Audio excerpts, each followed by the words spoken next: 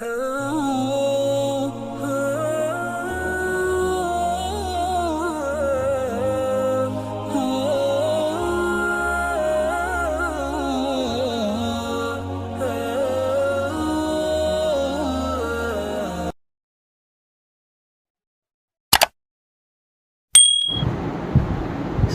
الرحمن الرحيم نحمده وبه نستعين ولا حول ولا قوة إلا بالله أما بعد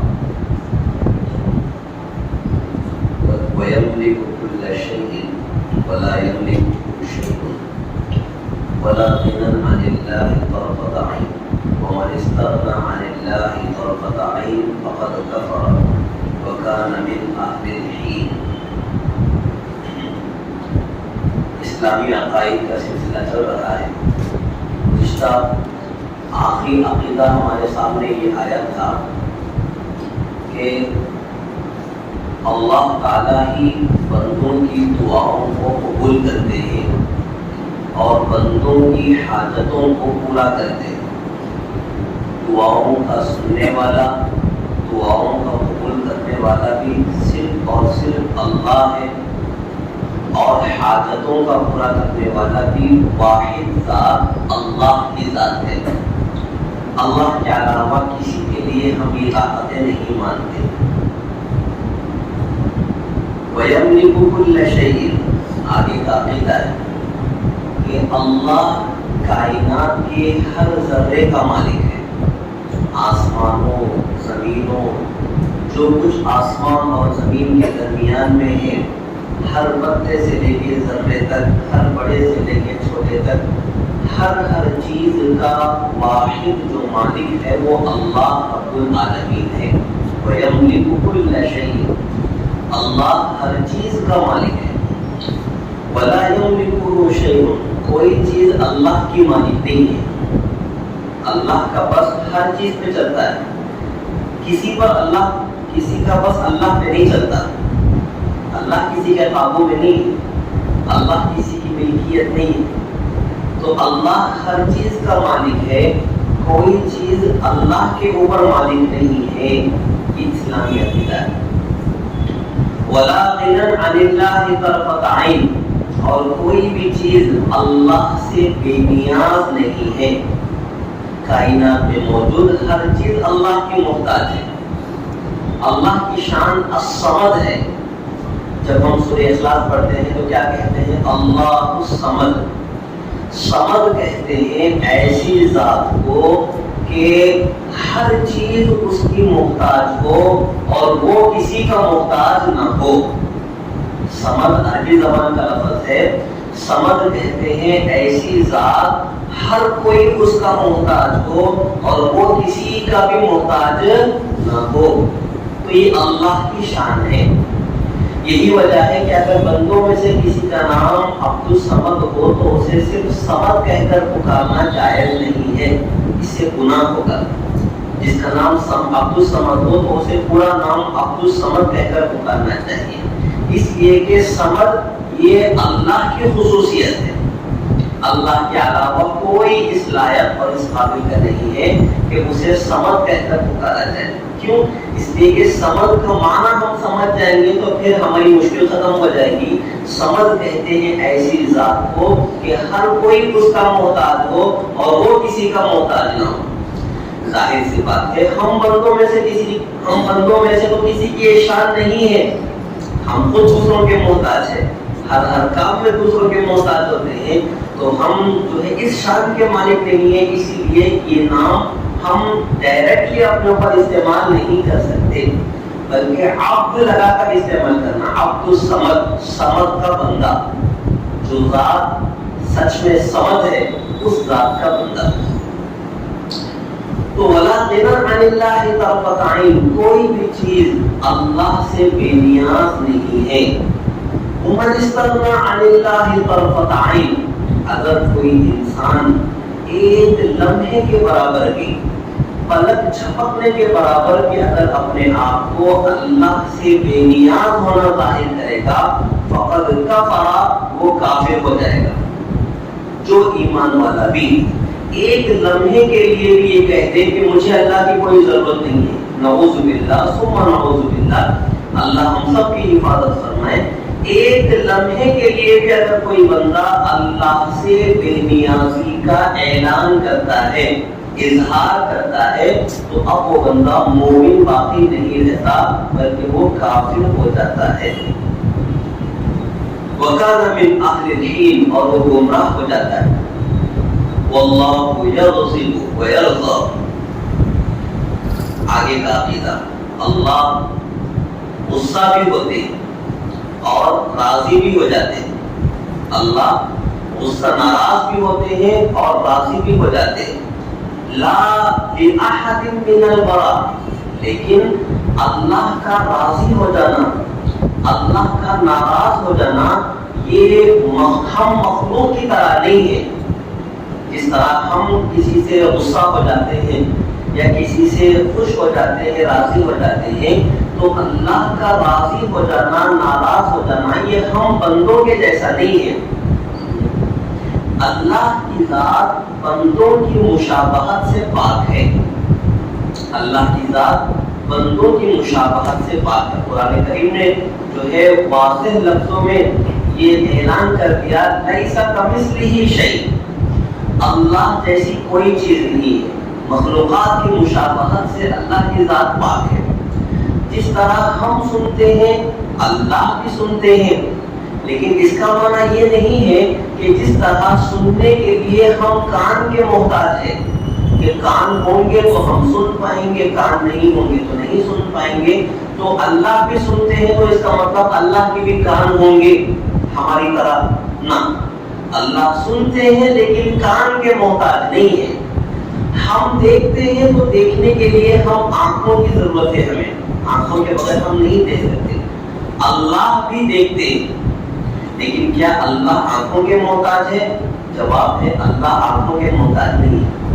بندوں جیسی چیزوں سے اللہ کی ذات پاک ہے، تو اللہ راضی بھی ہوتے ہیں، اللہ ناراض بھی ہوتے ہیں، لیکن یہ اللہ کا راضی ہونا اور ناراض ہونا یہ بندوں جیسا نہیں ہے۔ بندوں کی مشابہت سے اللہ کی ذات پاک ہے۔ کیوں؟ اس لیے کہ بندوں کا جو راضی ہونا اور ناراض ہونا ہوتا ہے یہ متاثر ہونے کی وجہ سے ہوتا ہے۔ ایک واقعہ پیش آیا سامنے، بندہ اس سے جو ہے متاثر ہو گیا، اس کا اثر قبول کر لیا، خوش ہو گیا۔ ایک کوئی دوسرا واقعہ پیش آ گیا اس کے سامنے، بندہ اس کا اثر اپنے اوپر قبول کر لیا اور ناراض ہو گیا۔ تو یہ جو حادثات ہوتے ہیں، جو ماحول بنتا ہے، واقعات پیش آتے ہیں، بندہ ان واقعات کا اثر قبول کرتا ہے اپنے اوپر اور راضی ہوتا ہے، خوش ہوتا ہے یا ناراض ہو جاتا ہے۔ تو یہ اثر قبول کرنا اللہ کی ذات اس سے پاک ہے۔ تو بندہ جو راضی ہو رہا ہے، ماحول کا اثر قبول کرتا ہے تو خوش ہو جاتا ہے، ناراض ہوتا ہے، ماحول کا اثر قبول کرتا ہے تو ناراض ہو جاتا ہے۔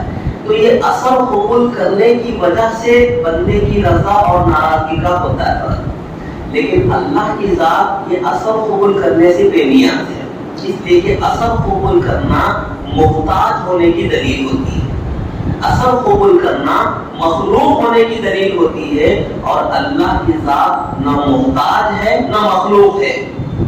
ابھی ہم نے جانا اللہ بے نیاز ہے، ابھی ہم نے جانا اللہ خالق ہے، ہم مخلوق ہے۔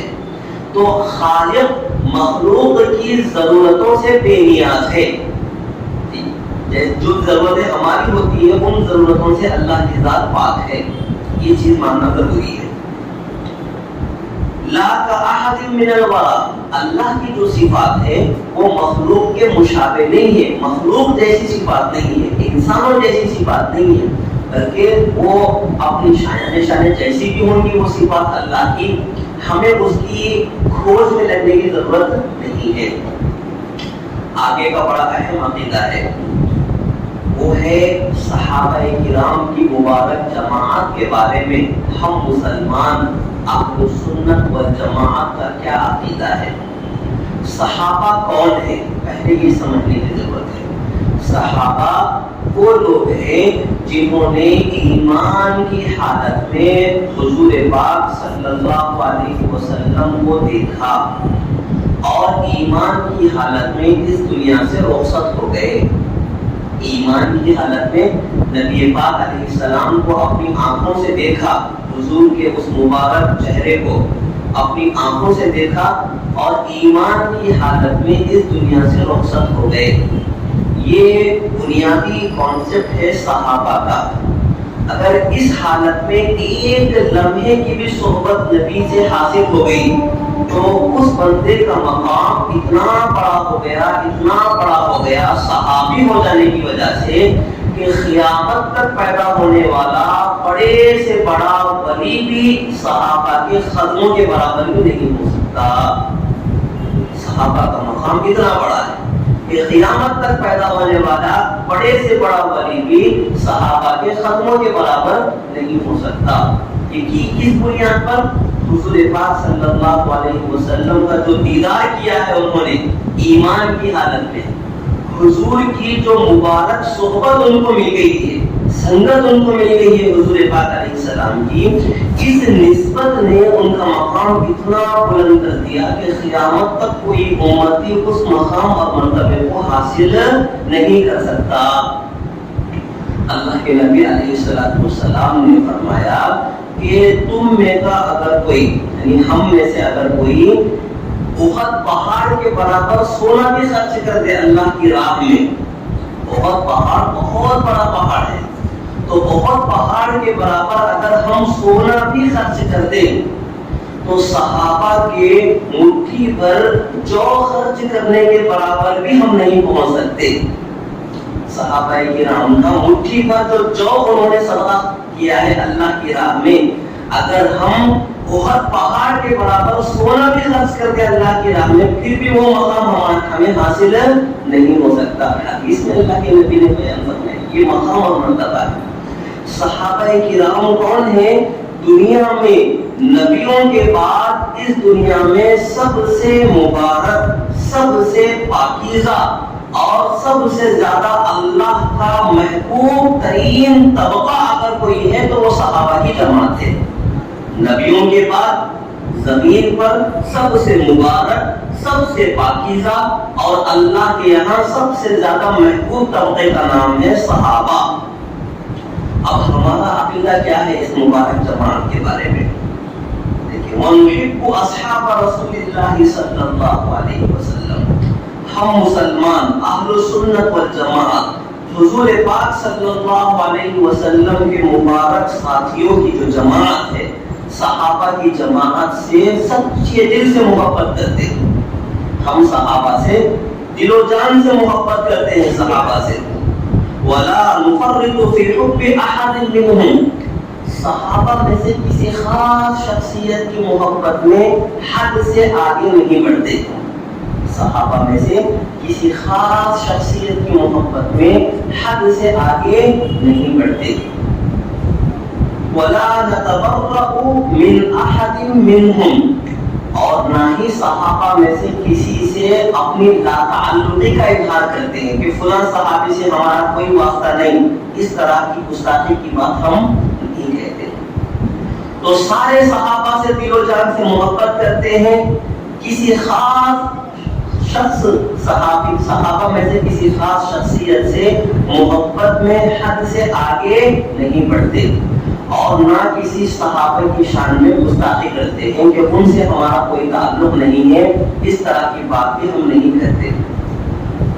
وَنُبْغِضُ مَن يَبْغَضُهُمْ وَبِغَيْرِ الْحَقِّ يَذْكُرُهُمْ، اور جو لوگ بھی دنیا میں صحابہ سے نفرت کرتے ہیں، صحابہ سے بغض رکھتے ہیں اور صحابہ کی برائی کرتے ہیں، ہم اہل سنت والجماعت ایسے لوگوں سے نفرت کرتے ہیں. یہ عقیدہ یاد رکھنے کا ہے. دنیا میں جو لوگ صحابہ کی برائی کرتے ہیں، صحابہ سے بغض رکھتے ہیں، صحابہ سے نفرت کرتے ہیں، ہم مسلمان اہل سنت والجماعت ایسے گندے لوگوں سے نفرت کرتے ہیں جن کو حضور پاک صلی اللہ علیہ وسلم کے مبارک ساتھیوں سے بغض ہو. وہ ہمارا کبھی نہیں ہو سکتا. جو صحابہ کا نہیں ہے وہ نہ نبی کا ہو سکتا ہے، نہ اللہ کا ہو سکتا ہے، نہ ہمارا ہو سکتا ہے. اس لیے ہم ایسے لوگوں سے بالکل بھی محبت کے جذبات نہیں رکھتے.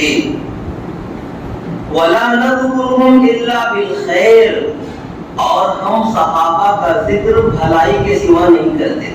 جب بھی صحابہ کا ذکر کریں گے بھلائی کے ساتھ کریں گے، صحابہ کی برائی ہم کبھی نہیں کرتے. صحابہ کے خلاف اپنی زبان ہم کبھی نہیں کھولتے. کیوں؟ اس لیے کہ یہ وہ طبقہ ہے امت کا جس نے بعد والی امت کو حضور پاک صلی اللہ علیہ وسلم سے کنیکٹ کر رکھا ہے، جوڑ رکھا ہے. اگر یہ درمیان سے واسطہ ٹوٹ گیا امت کا، اگر اس جماعت کو آپ غیر معتبر بنا دیں، اگر اس جماعت کو مشکوک بنا دیں کہ یہ قابل بھروسہ نہیں ہے، تو پھر دین ختم ہو جائے گا. اس لیے کہ حضور پاک صلی اللہ علیہ وسلم سے ہم کو جو دین ملا ہے صحابہ کے واسطے سے ملا ہے. یہ درمیان میں واحد راستہ ہے صحابہ. اگر اس کو مشکوک کر دو گے، اس کو ختم کر دو گے درمیان سے، ان کو برا بھلا کہنا شروع کر دو گے، ان کے اوپر سے بھروسہ امت کا ختم کر دو گے، تو پھر یہ دین باقی نہیں رہتا. قرآن ملا صحابہ کے واسطے سے ملا، صحابہ ختم تو قرآن بھی ختم. جو قوم معتبر نہ ہو تو اس کا پہنچایا ہوا قرآن کیسے معتبر ہو سکتا ہے؟ حدیث پاک صحابہ سے ملی، اگر صحابہ مشکوک ہو جائیں گے تو ساری حدیث کا ذخیرہ مشکوک ہو جائے گا. تو جن لوگوں نے دنیا سے دین کو مٹانے کی کوشش کی، انہوں نے صحابہ کرام کو تختہ مشق بنایا. صحابہ کرام کی شان میں گستاخیاں کرنے اور ان سے امت کو دور کرنے کے لیے اپنا سبجیکٹ انہوں نے بنا لیا، اور کوشش کرتے جا رہے ہیں کہ یہ امت صحابہ سے بدگمان ہو جائے. نتیجہ کیا ہوگا؟ دین ختم ہو جائے گا. تو اسی لیے صحابہ کرام کے بارے میں جو عقیدہ آپ کے سامنے پڑھ کر سنایا گیا ہے، اس عقیدے پر جینا ہے اور مرنا ہے. یہ عقیدہ اگر ہاتھ سے چھوٹ گیا تو پھر سارا قصہ ختم ہو جائے گا دین کا. اب امت میں ایک طبقہ تو وہ ہے جو کھلے طور پر صحابہ کی شان میں گستاخیاں کرتا ہے، کھلے طور پر صحابہ سے نفرت کرتا ہے، دشمنی کرتا ہے، جی، جن کو ہم سب جانتے ہیں اہل تشیع کے نام سے، شیعہ کے نام سے، جو صحابہ کی شان میں کھلے طور پر گستاخیاں کرتے ہیں. اور یہ تو بڑے رافضی، اور ایک ہے چھوٹے رافضی جو کھل کے صحابہ کی شان میں گستاخیاں نہیں کرتے، لیکن کول پھر کر اور گول مول باتیں کر کے صحابہ کے راستے سے امت کو ہٹانا چاہتے ہیں. دوسرے لفظوں میں یوں کہیں کہ ان کا مزاج یہ ہے کہ ہم صحابہ کو تو مانتے ہیں، صحابہ کی نہیں مانتے. صحابہ کو مانتے ہیں لیکن صحابہ کی ہم نہیں مانتے. اب وہ بہت ساری چیزیں، اللہ کے نبی علیہ السلام تو امت کو یہ کہہ کر گئے کہ صحابہ کے طریقے پر چلو، حضور امت کو کہہ کر دے کہ خلفائے راشدین کے طریقے پر چلو. اب ان کا کام کیا ہے کہ صحابہ کے طریقوں سے امت کو ہٹاؤ. صحابہ نے 20 رکعت نماز تراویح ادا کی، تو اب یہ امت کو کہیں گے کہ نہ 20 رکعت نماز نہیں پڑھنی ہے، صحابہ بدعتی تھے، نعوذ باللہ، صحابہ غلط راستے پر تھے، ہم صحیح راستے پر ہے، تمہیں 8 پڑھنی ہے، 20 نہیں پڑھنی. صحابہ کے راستے سے ہٹاؤ. جمعے کے موقع پر صحابہ 2 اذانیں کہنے پر صحابہ اتفاق کر چکے تھے. اب ایک طبقہ کہتا ہے کہ نہ صحابہ غلط تھے، جمعے کے دن صرف 1 اذان ہونی چاہیے جمعے کے لیے. صحابہ کرام جو ہے ایک وقت میں اگر کوئی 3 طلاق کہہ دے تو 3 ہو جانے پر صحابہ کا اتفاق تھا. نبی سے لے کر صحابہ سے لے کر آج تک امت کا اس مسئلے پر اتفاق چلا آ رہا ہے. لیکن اس طبقے نے کہا کہ یہ تو صحابہ نے بدعت کر دی، صحابہ غلط راستے پر تھے، ہم صحیح راستے پر ہے، کہ نہ ایسا نہیں ہوتا، 3 تو پھر بھی 1 مانی جائے گی، تو دینا 3 ہے ہوگی 1. تو یہ عجیب و غریب قسم کی لاجک ہے. تو ایک یہ طبقہ دنیا میں وجود میں آیا کہ جو پردے میں رہ کر صحابہ کی مخالفت کرتا ہے. ہم اہل سنت والجماعت کا یہ مزاج ہے کہ ہم صحابہ کرام کی غلامی کرتے ہیں. دین صحابہ نے پہنچایا، جس طرح پہنچایا بس اسی پر جیتے ہیں، اسی پر مرتے ہیں۔ صحابہ سے اختلاف کرنا یہ بہت بڑی گمراہی ہے، صحابہ کے راستے سے ہٹ کر اپنے لیے راستہ بنانا یہ بہت بڑی گمراہی ہے، جہنم میں جانے کا سبب بنتی ہے۔ اسی لیے ہمیں بڑے راستوں سے بھی بچنا چاہیے، چھوٹے راستوں سے بھی بچنا چاہیے، اور صحابہ کے لیے اپنے دل میں دل و جان سے محبت کرنی چاہیے۔ اللہ پاک ہم سب کو کہنے سننے سے عمل کی توفیق عطا فرمائے۔ وما توفیقی الا باللہ۔